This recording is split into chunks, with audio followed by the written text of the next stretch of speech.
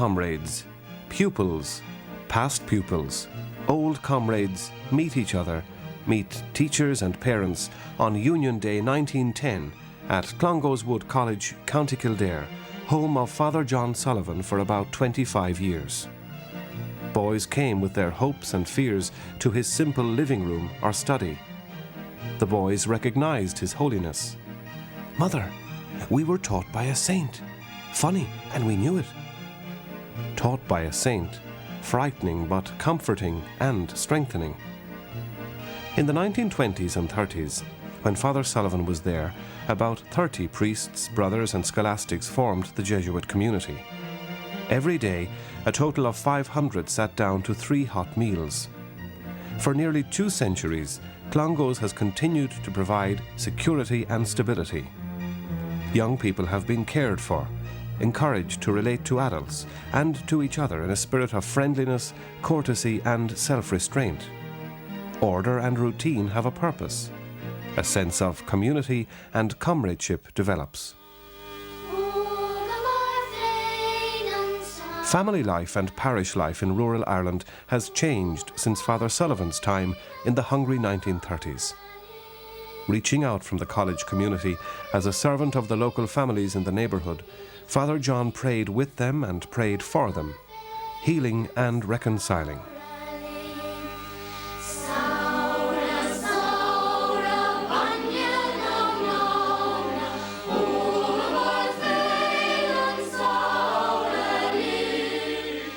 An old bicycle like this, Father Sullivan's main mode of travel, leaning against such a cottage wall could only mean that he had once again hastened to the aid of someone in need. John Sullivan's mother was Elizabeth Bailey. The Baileys were Catholic property owners at Passage West, outside Cork City. Bailey's Lane leads to the residence. A sister, Margaret Bailey, married John Francis Maguire, who founded the Cork Examiner in 1841. In 1850, Bessie Bailey married Edward Sullivan, who was a Protestant. Their sons were brought up Protestants. John was a fine whist player. He enjoyed tennis. In his 30s, he developed a passion for cycling. John led cycling expeditions to the Dublin Mountains. 3 young girls in the party recalled John flying along in front. Laughingly, they implored him to slow down. John made walking tours in Greece. He mastered modern Greek and spent several months in one of the Orthodox monasteries in Mount Athos. John's grandfather was a merchant in Mallow. His great-grandfather was a butler in Mallow Castle. The father, Sir Edward Sullivan, Lord Chancellor of Ireland, became ill at a royal banquet in Dublin Castle. Next day he died at his home in Fitzwilliam Place. Little by little, John Sullivan came to realise that his true home was elsewhere. It is quite certain that his mother, the future Lady Elizabeth Sullivan, had a big part in his conversion. His mother died in 1898, 2 years after his reception into the Roman Catholic Church in London. He put armfuls of lilies in her grave at Dean's Grange, Dublin. The Sullivans had a house called Undercliff, overlooking Killiney Bay. Next door, their friends, the Exum family, lived in Court na Farraga, now the Killiney Court Hotel. On October 18th, 1877, Robert Sullivan, aged 24, John's big brother, set out on a small sailing boat in company with Constance Exum and her brother John Exum. They had a shotgun to amuse themselves by shooting at seagulls. Robert wore a heavy cartridge belt. A sudden October squall capsized the boat. Robert seized the oar, swam across to Constance, secured her on that oar before she lost consciousness and died.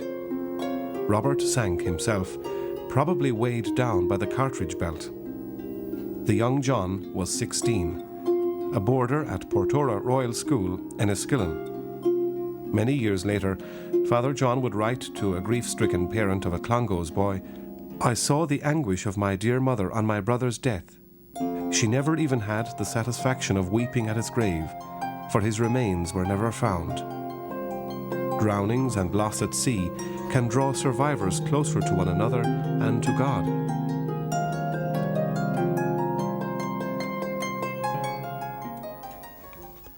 When John, still a Protestant, was a 30-year-old barrister, a man about town, he spent 2 summer holidays in 1894 and 1895 near Carra Lake in Kerry. He sat on this windowsill of the hotel. A little girl sat inside, behind this window with her sister, seen here in 1924 at Wright. 100 years later, that same window frame remains and evokes memories of John Sullivan. A local lady was teaching the girls from Butler's Catholic Catechism. Mr. Sullivan asked for the loan of the little blue catechism. Later, he came in to ask questions.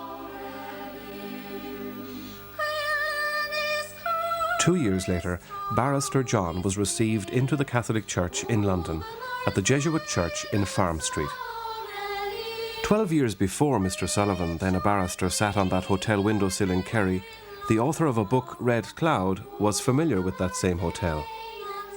Years later, on long walks with Clongo's boys, friendly conversations with Father Sullivan often centred around the compelling character of the book Red Cloud. Red Cloud, the Indian, the last of his people, the Indian is searching. You look upon your life as closed. Your life is still before you. You have other work to do.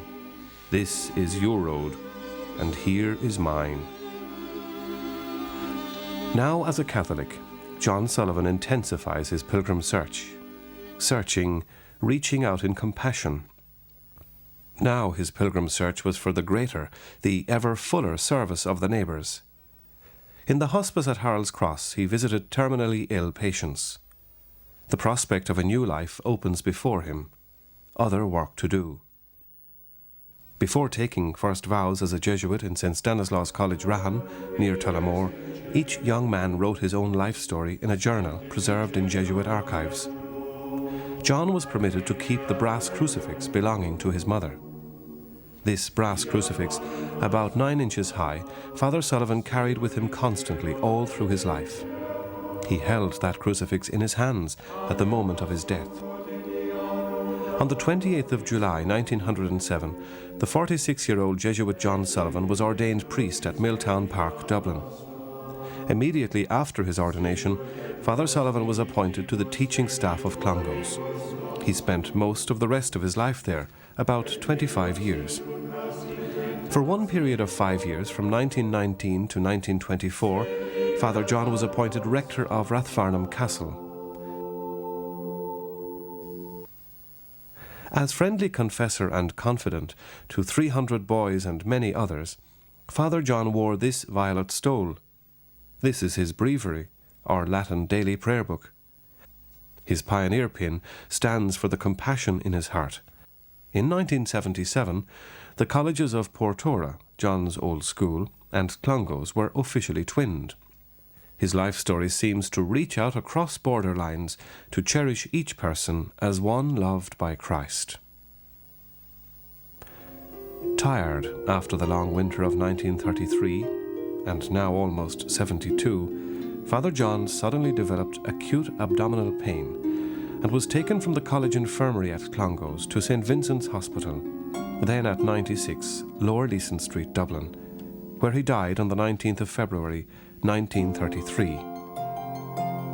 Now it was the turn of bishops, priests of the diocese and his brother Jesuits to join the mourning boys in procession and pray with the neighbours, all united in tribute to the memory of their servant John Sullivan, now servant of God.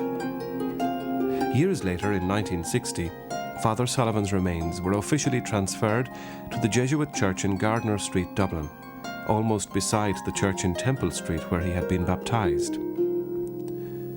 It is to Gardner Street Church that people come today with their hopes and fears to ask to be blessed with Father John's vow crucifix, to be reconciled and to be healed.